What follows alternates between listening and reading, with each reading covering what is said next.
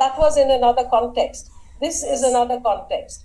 And we've got to try to calibrate it without triumphalism, but with a very clear resolve that this is the kind of action we will take if India is hurt in the way it was at Pahalgam and at so many other places earlier for the past 30 plus years. Pakistan has usually been a very unreliable neighbor.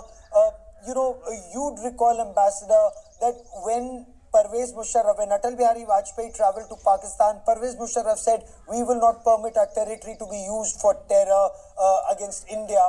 And then we had the 2006 train bombing when Dr. Manmohan Singh was having this interaction with Musharraf again. We had 26/11 Mumbai terror attacks. And then we had Kargil before that when the Lahore process was on. So each time behind this peace or ceasefire, they are plotting the next attack. Once they get this IMF bailout, will they not be using that same money perhaps to get a better air defense system, to get in more fighter jets, and whatever weaknesses we've exposed in their systems, they will improve upon that and then target us again?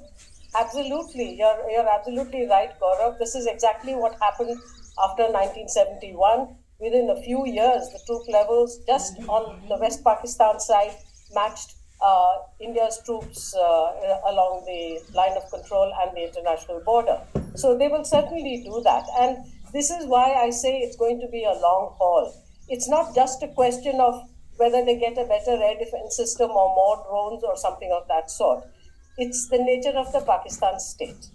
Now, we are into, I think, sort of tectonic situations with regard to the structures of nation states. And it's not just with Pakistan. It's happening in Europe. It's happening elsewhere.